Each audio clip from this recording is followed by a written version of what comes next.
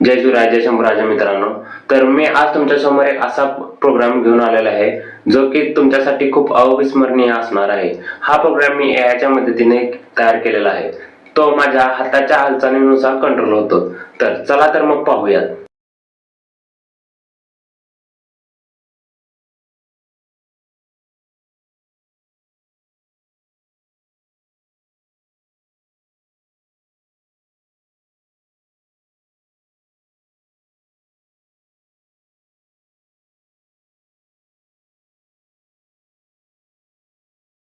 थांबा थांबा मित्रांनो, पिक्चर तर अभी बाकी आहे.